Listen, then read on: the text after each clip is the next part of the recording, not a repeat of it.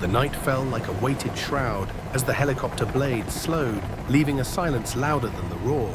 Boots hit dirt in rhythm rifles, leveled NVGs humming. The world became a tunnel of green shadows. Breath rasped inside the mask. This was the line between orders and memory, with no second rehearsal. The compound on our tablet feed was a scar, a mark that had been waiting long before we arrived. We advanced in a staggered wedge. Muscle memory felt brittle under the weight of an impossible mission. The world had gone mute. No dogs, no insects, only the crunch of gravel and blood pounding in our ears. Our sniper whispered perimeter, clear, the flat tone of a man who no longer trusted what his glass showed him. Radios crackled with faint distortion, our voices thin and warped, as if something was breathing with us. At the final ridge, the leader raised a fist, and in that pause, time itself seemed to stretch. That stillness was the last clean moment we owned before the mission swallowed us whole and left only fragments. The room was dim when the projector came alive. A pale glow spread across walls lined with silence. Shadows leaned over dossiers with thick black bars, fragments of what we were allowed to know. On the table, a laminated card bore a simple codename, Night Glass. The word was sterile, but the weight it carried pressed against us heavier than steel. We were not legends, not the best the world could offer. We were men carved from repetition, ordinary soldiers in a mission defined by extraordinary stakes, bonded not by glory but by necessity. The files revealed ghosts, blurred photographs, names replaced with aliases, a pattern of vanishing spanning years. A red circle burned on the map, enclosing an abandoned industrial sprawl, AO-12. Satellite imagery showed roof hatches ajar, unmarked vehicles, shifting movements too deliberate. At the center was the silhouette we had studied too many times, HVT-01, status most wanted. Our objective was direct: confirm his presence, secure evidence, withdraw without exposure. A kill was not the mission, truth was. The risk charts left no doubt. Communications interference was almost guaranteed. Hostile mimicry possible. Collateral was to be avoided at all costs. Success was defined by proof. Weapons lay on our knees, carbines with scratched optics, each rifle carrying its own history. A medic's bag sat open, tourniquets and morphine aligned with surgical precision. Every hand moved with discipline, each adjustment a ritual. Gloves pulled tighter, straps checked twice. One man tapped his boot heel, another shifted constantly, eyes scanning walls for betrayal. The youngest filled his notebook margins, turning nervous energy into ink. In the corner sat the one we trusted most, silent, steady, the unit's center of gravity. We knew who gave orders on paper, but who we would follow when the dark pressed too close. Risk assessments were read in monotone, a litany of probabilities against survival. Rules of engagement were clear: limit, collateral, prioritize, confirmation. But theory never survives first contact. Infiltration routes were traced, rope insertion breach points marked exfiltration through a collapsing sewer. Each plan was narrow, every path fragile. We reviewed gear again and again. Magazines counted batteries, swapped helmet straps, cinched until skin blanched. Nothing left to chance. Yet chance was all we carried. Humanity bled through in small gestures. A folded photograph brushed by gloved fingers before sliding back into a vest pocket. A stick of gum cracked its wrapper, the sound louder than any voice. A hand tapped a 3-beat rhythm against steel, a code for nerves only he understood. I prepared evidence pouches, each one labeled waiting to cradle, or proof others would call impossible. Slides flickered past, a faint cough, offshore transfers through ghost charities. A grainy satellite frame with a discreet asterisk. Alias lists scrolled by. The final slide was simple. Window 45 minutes, a countdown began. We exchanged no words. Every breath slowed anticipation, coiling into silence. Fear reshaped itself into discipline. The projector clicked off. Darkness reclaimed the room, and we rose, carrying orders into the night. We fast roped down into the compound, our boots clanging against rusted steel before sinking into dust. The NVGs turned broken windows into gaping mouths, and every shadow into a possible rifle barrel. The roof was corrugated metal. Each step groaned under our weight, the sound magnified in the silence. Stacked shipping containers formed a labyrinth, funneling us into a trap. A cigarette butt smoked faintly on a broken sill. They had been gone less than 10 minutes. Scratches on door frames were too deliberate. Someone had searched this place before us. A clipped whisper broke radio static, 2 heaters, 3rd floor. Our formation shifted instantly. We found a wrapped block of clay coated in fine grey powder. Something not meant to be catalogued. The floor showed smudges and scuff marks, half matching the prints in our dossier. A greasy palm smear shone on a toolbox. A reminder we weren't alone in this maze. We huddled behind an oil drum. In moments like these, silence was louder than gunfire. Our thermal imager pulsed with a figure on the roofline. A second later, it was gone. Bait. A doorway hung ajar. We opened it to find only crates and debris. An empty stage. Stapled beneath a tabletop, a torn map fragment. A faint red line showed an underground passage. The drone's feed glitched mid-sweep. Time inside that quadrant had frozen. It was deliberate interference. Cables along a wall were freshly cut. Preparation for them meant sabotage for us. Pinned crookedly to a wall was a child's drawing, a shard of innocence in a place where it could not survive. A shutter snapped faintly. A camera had captured us. They wanted us to know we were being watched. In a dented locker, ammunition was stacked wrong. Someone had stitched 2 wars together. A tin rattled with dozens of scorched SIM cards. Networks lived and died here in silence. Chalk lines formed a crude symbol on the wall, matching our redacted files. A ladder leaned against a container, its rungs freshly scarred by boots. Then our radios died, cut clean. The air turned heavy with the weight of unsent words. A sudden flare of light burst through our NVGs. The ground here belonged to someone else. The dust trail of footprints led into an alley, then stopped. The man had vanished mid-stride. A wheezing sound rose from below, faint and uneven. The paper damp. The cadence mimicked human breath, yet felt staged. Beneath rubble, we uncovered a helmet cam. Its memory was corrupted. A tombstone for another unseen team.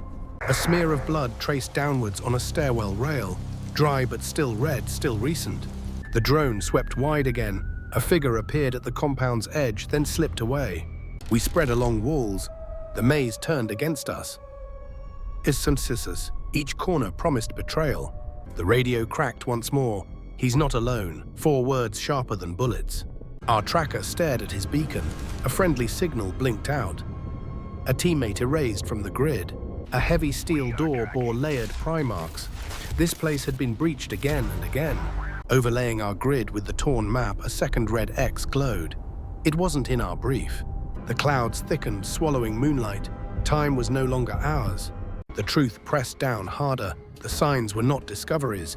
They were breadcrumbs to swallow us whole.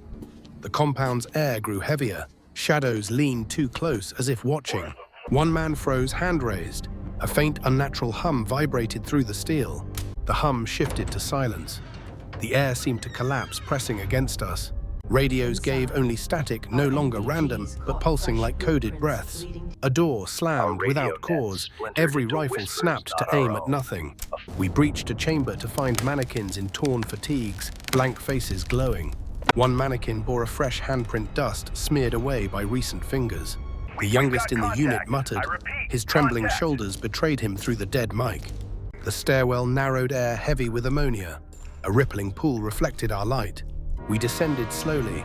A single boot print appeared at the water's edge. Our thermal scope caught 3 shapes moving. They mirrored us, ghosts of our own steps. The feed cut leaving black, and the sick certainty that something was watching. From above, a metallic crash echoed. The rafters were empty. A stack of crates slid inches on its own. The scrape was sharp in the silence. One man's NVGs flickered. He saw faces pressed against glass, empty when we rushed in. The office reeked of sweat and iron. A notebook lay open, slashed, except for the word waiting. The hall stretched longer than before. Our footprints no longer aligned with the floor. We tried to reorient. Compass needles spun in circles. Our leader's ragged breathing came louder than any reassurance. From above, the sound of a child laughing rippled through the corridors. We found toys scattered, blocks and marbles in neat rows, never on satellite images. The youngest picked up a marble. Its surface was warm and faintly pulsing like something alive. Our Overwatch sniper called in movement everywhere. Then silence claimed him. We checked his beacon. It blinked twice, then vanished. Another man erased.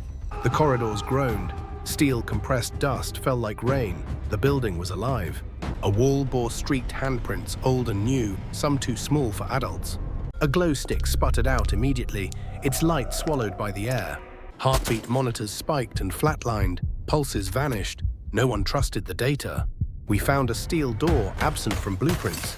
Its padlock dangled open, an invitation. Inside walls were covered with photos, faces blurred, burned, or crossed out. On the floor sat an issued NVG headset, still glowing green, but ownerless. The medic retrieved it. He heard his own recorded voice whispering through the earpiece. We retreated in panic positions, but nothing showed itself, only fear. Sudden gunfire cracked from down the hall, short controlled bursts. We advanced to find only warm shell casings with no shooter in sight. A blood trail slicked across concrete toward a locked door, then stopped abruptly. Radio static twisted into voices, replaying our own words rearranged into false commands. The path we'd taken no longer matched the map, corridors bent. Windows no longer showed sky, only endless black pressed against the glass. Our leader signaled fallback. The youngest froze. The target was staring directly at him. When we all turned, the figure was gone. Only the impression of eyes remained. The silence afterward pressed into our lungs. The mission had gone sideways. We were prey now. The stairwell behind us groaned with heavy descending steps. No one in our team moved. A shadow detached from the wall, stretching long and narrow, reaching without a body to cast it. A burst of fire lit the hall rounds, slamming concrete. The shadow still remained, and the radios crackled one last time, whispering our names back to us. The truth settled cold. We had crossed a line. Whatever waited here was prepared. The corridor convulsed under our boots. Steel groaned like ribs cracking inside a chest too small to hold breath. Our NVGs overloaded with a white flash.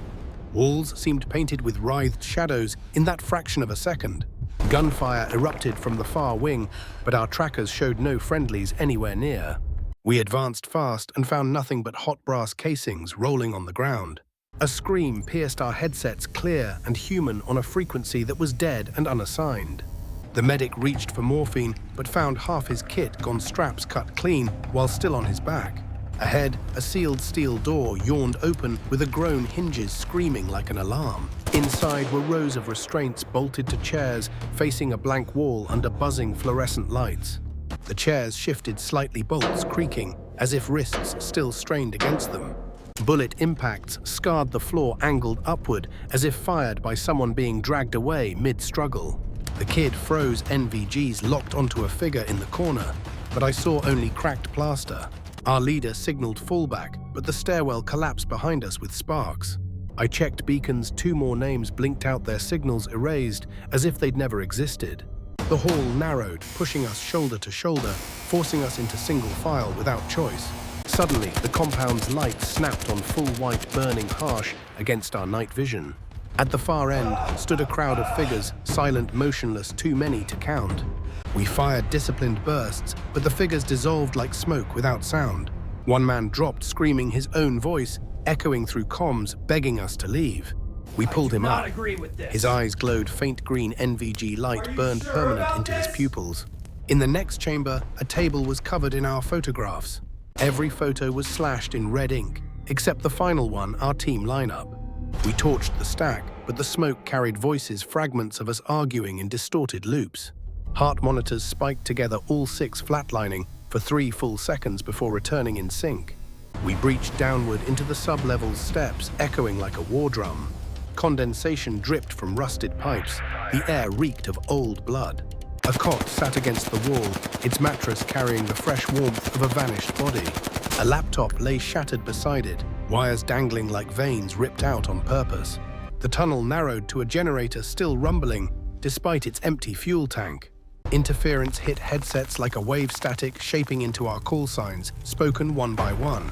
The kid broke and dumped a full magazine into the dark casings, rattling like rainfall. When the smoke cleared, bullet holes marked the wall we had passed minutes before, angled as if we had fired at ourselves. The leader said it flat. This place is alive. It knows us. We tightened formation rifles, sweeping 360 the compound's groans, rising into a metallic howl. A ceiling beam cracked and showered dust, striking our helmets like shrapnel. I glimpsed eyes, dozens fixed on us, glowing cold and unblinking through the gap above. The medic shouted too late as the kid was yanked backward into the dark. We fired wild, but only his rifle clattered back across the floor. The leader pulled us into a circle, voice steady ordering, "We hold here." The floor trembled once, a pulse we felt through our boots. Every light died. The blackout pressed against our ears like a bomb without sound. When NVGs stabilized, one of us was gone. His rifle was still warm, straps torn as if by invisible hands. A blood trail on broken tiles ended halfway down the hall, dissolving into clean concrete. The medic crouched, scooping bandages, only to find half his morphine vials gone. The leader called roll. Unanswered names hung in the air like weights. Ahead, the walls were pocked with fresh bullet scars fired from our side back at us. I gathered the casings, knowing no one outside would believe this firefight happened. The air clung with the stench of burnt insulation, a death of machinery that still refused to die. A helmet cam blinked, faintly frozen on a teammate's face, twisted in terror. We replayed the footage ourselves, moving out of order time, scrambled rehearsing our own deaths. The medic wrapped a torn shoulder. His hands were steady, but his eyes were vacant. Boot prints tangled in overlapping directions, some ours, some small and alien pacing beside us. The stairwell was freshly sealed with concrete poured hours ago. The place itself decided our fate. Radio checks gave only fragments of our own voices, rearranged into false commands. I marked a wall with chalk. When I looked back, the mark had vanished. GPS devices looped endlessly. Coordinates were wiped clean. Time was fractured beyond trust. We counted the load, 4 magazines each, 2 flares, half a canteen. Barely enough for the next hour. The medic slid a family photo back into his vest, then prepared tourniquets. 5 of us moved like machines, eyes hollow, shells carrying rifles too heavy for ghosts. The extraction grid loomed barren, a sky so black it felt like it was crushing us flat. We launched a flare. It rose hissing only to vanish mid-air, swallowed by darkness. The leader dropped to a knee, murmuring coordinates into dead static. In debris, we found ration wrappers and medical tags with dates a week into the future. The medic whispered the serials belonged to a unit long listed as KIA. We passed through a hallway that was now littered with spent smoke grenades. Our watches betrayed us, some running fast, others ticking backward. Each second a lie. I wrote every detail, fearing even memory would be stolen next. The leader spoke the truth we all carried. The mission is gone. Survival is all we have left. We moved in silence, 5 men walking as shadows. Rifles, burdens of a fight already lost. Dawn crept through a broken wall, revealing not victors, but remains of a unit erased before the sun could rise. In that moment, I understood this was not survival. It was aftermath. We were part of a story sealed in an archive. The archive drawer marked missing slid open with a metallic sigh. Empty folders and the smell of bleach clung like proof of a purge. A half-burned schematic showed a section reduced to black ash, an interface plating specifically. An anonymous note carried 4 words, "Check Berlin node." Coordinates were scratched in the margin with a bent paperclip. A charity ledger traced donations through ghost accounts. Each transfer led to a bank that collapsed the week of our mission. A torn passport page revealed the target's cheekbone, a new name, and a border stamp dated after his declared death. Our recorder's loop of a single cough sharpened into a signature identical to Humint from months before. Call logs revealed one outgoing number to a government exchange that disappeared from records less than an hour later.